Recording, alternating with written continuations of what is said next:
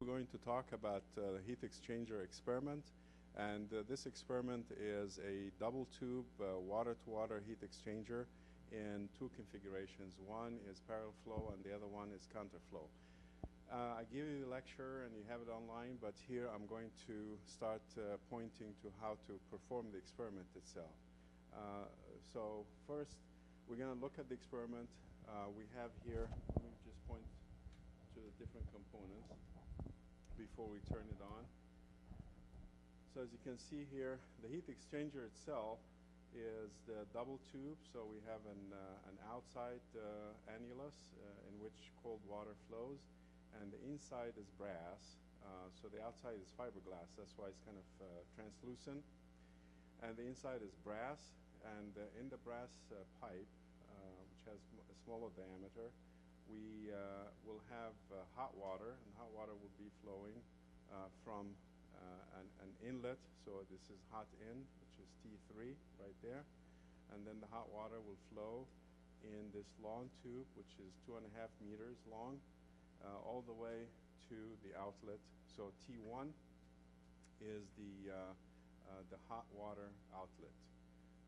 And then on the outside, we have an annulus, as I mentioned.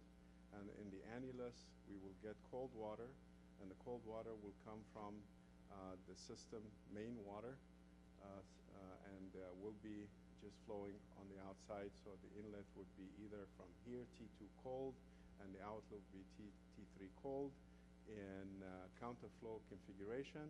In parallel flow, the inlet for the cold water will be T4 right there, and then the cold water will be flowing parallel to the hot water, and the outlet will be T2 cold. So that's the heat exchanger itself. But we have a lot of pipings, we have a lot of other equipment to control the flow of the water, and to control the pressure, and to control the temperature. So I'll just go over that. To measure the flow rate, we have two rotometers. One is for the hot flow, and maybe you can close up here.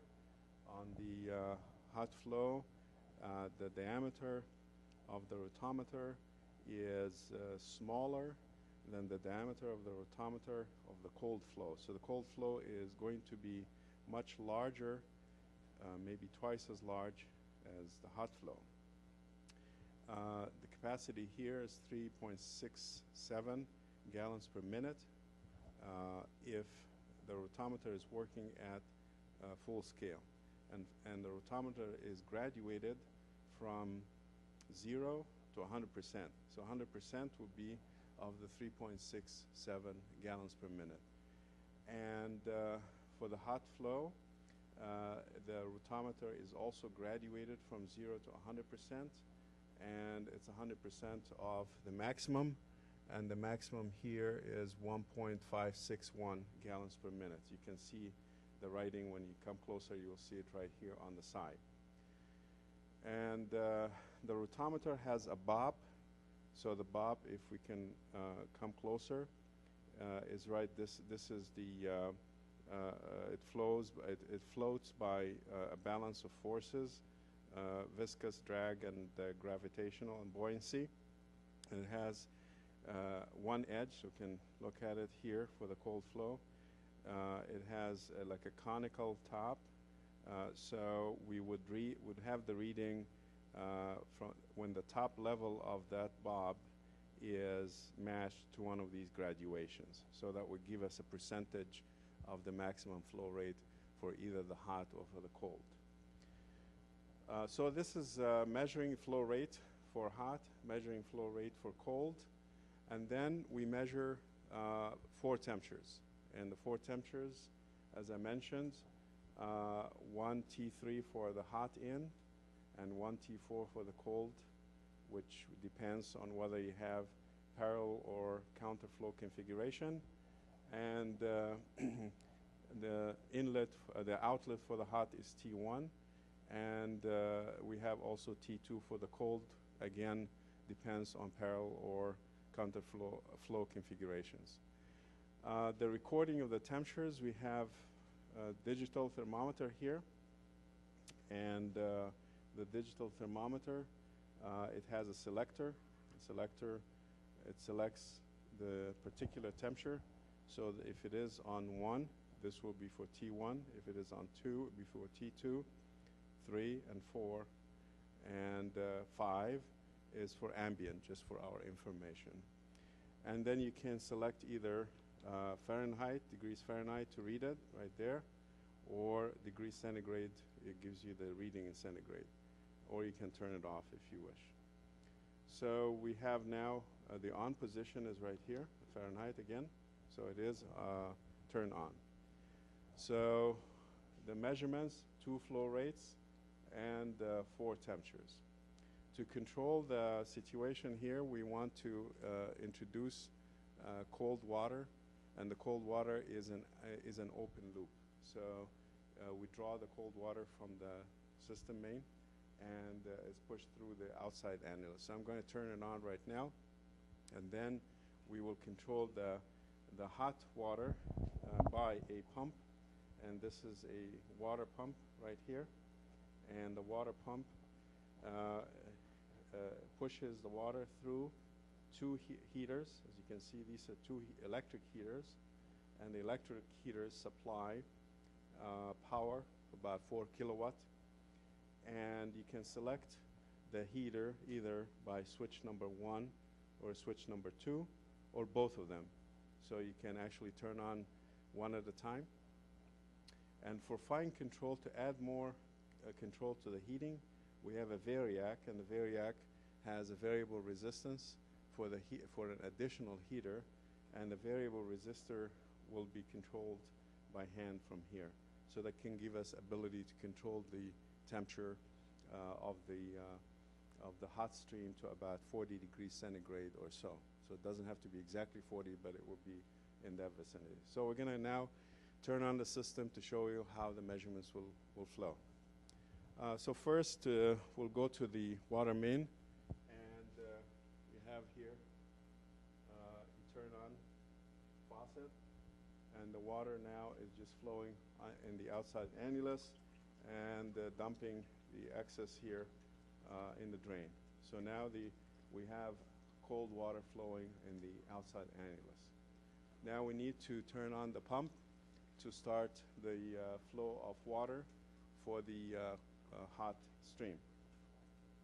So the pump, we can turn it on right here. So it's a little noisy, but now the pump is pumping the water in for the hot stream. And we wanted to, let's say, have T3 to be approximately 40 degrees centigrade. So we go here to T3 and look at it in centigrade. It is 24.9 because we don't have any heat input at this point. So now we're going to turn on one heater just for practice. So the heater is kicked in right there. So we kicked in the heater, and the temperature, if you look a close-up, you'll find that the temperature is going to start climbing fast, as you can see in here. So that's for the temperature. And what you'll see is that with one heater is not sufficient to get this up to 40 degrees. So you might have to turn on the Variac also as well, or the second heater if needed. And you can control, you add more resistance because you have the heating rate is I squared R. And as you increase the resistance, then you will get more heating in the system. Right now it's 32 degrees, so it has risen considerably. Now, if we look at this switch, this is a hydraulic switch, and the hydraulic switch has 2 positions. The arrow, which is the tip of that valve, so the handle on the valve, so you have 2 arrows, one here and one here. The 2 of them, if they're pointing down, this one is pointing down, this one is pointing up, then we are in a counter flow configuration. We can change it to a parallel flow configuration by switching both of them at the same time. So if we do that, then we have switched the configuration to a parallel flow configuration. Now we can measure, and according to your manual, we have to make sure that we get the maximum flow rate on both sides. So the maximum flow rates, you just kind of open the valve for the cold stream and the valve for the hot stream as much as possible. You'll notice that we're not going to be able to get to 100% because that's the way it's designed. And the maximum here possible is about 50%. The maximum possible here is about 50%. And then you follow the instructions in reducing the flow rates from 50% down to 25%, both of them at the same time. And then you have other procedure in the lab manual that you have to go through. With that, I think we're going to stop, and we'll just be here for assistance in the future. Bye.